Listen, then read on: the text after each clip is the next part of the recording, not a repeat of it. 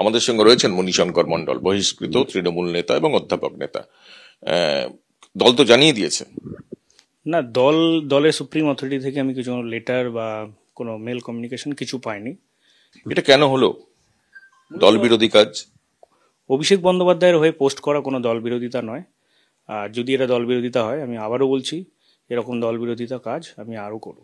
আমি মনে করি না এটা অপরাধ। আমি মনে করি মমতা বন্দ্যোপাধ্যায় তাকে সর্বভারতীয় সাধারণ সম্পাদক বানিয়েছেন। আমি যদি তার হয়ে প্রশংসা করি, তার স্তুতি করি, তাহলে সেটা মমতা বন্দ্যোপাধ্যায়ের সিদ্ধান্তকেই সমর্থন জানানো এবং মমতা বন্দ্যোপাধ্যায়ের সমর্থনকে প্রশংসা করা। আমার যতটুকু ধারণা, আমার যেটা মনে হয়েছে, মমতা বন্দ্যোপাধ্যায় বা অভিষেক বন্দ্যোপাধ্যায়ের মধ্যে কোনো দূরত্ব নেই। দলের একাংশ নিজেদের ব্যক্তিস্বার্থ চরিতার্থ করবার জন্যে তার বিরুদ্ধে, অভিষেক বন্দ্যোপাধ্যায়ের বিরুদ্ধে এই ষড়যন্ত্র রচনা করছে। দলের ভেতর ষড়যন্ত্র চলছে? একদমই তাই। মানে কি, মানে ষড়যন্ত্রটা কি? অভিষেক বন্দ্যোপাধ্যায়কে আটকানো, তার অশ্বমেধের যজ্ঞের ঘোড়াটাকে আটকানো। কিন্তু তিনি তো সর্বভারতীয় সাধারণ সম্পাদক। হ্যাঁ, তবে দলের প্রবীণদের একাংশ, আমি সবাইকে বলবো না, সবাইকে আমি সম্মান করি, শ্রদ্ধা করি, প্রবীণদের একাংশ যাদের ব্যক্তি স্বার্থে আঘাত লাগছে কোথাও গিয়ে, তারাই করছে এই চক্রান্ত। লাভ কি তাদের? রাজনৈতিক লাভ। কিভাবে সেটা তারাই জানেন। এটা তো আপনার পোস্টই। তাতে দেখা যাচ্ছে যে আমরা অভিষেক সেনা, আমাদের দমানো যাবে না, এবং আপনি বৈঠক করছেন অভিষেক বন্দ্যোপাধ্যায়ের ব্যক্তিগত সচিব।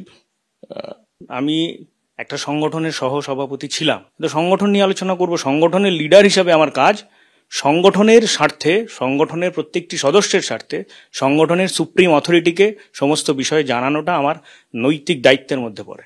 আমি মনে করি দল মানে কোনো ব্যক্তি বিশেষ বা কয়েকজন যারা কাল থেকে এই সমস্তগুলো করছেন, তারা দল নয়। দল মানে মমতা বন্দ্যোপাধ্যায়, দল মানে অভিষেক বন্দ্যোপাধ্যায়। দিদি তো বেঁধেই দিয়েছেন মমতা বন্দ্যোপাধ্যায় যে কোন কোন বিষয়ক কারা শৃঙ্খলা রক্ষা কমিটি এবং কারা সেই শৃঙ্খলা রক্ষা কমিটির সেই বিষয়গুলো পর্যালোচনা করবেন এবং সিদ্ধান্ত নেবেন।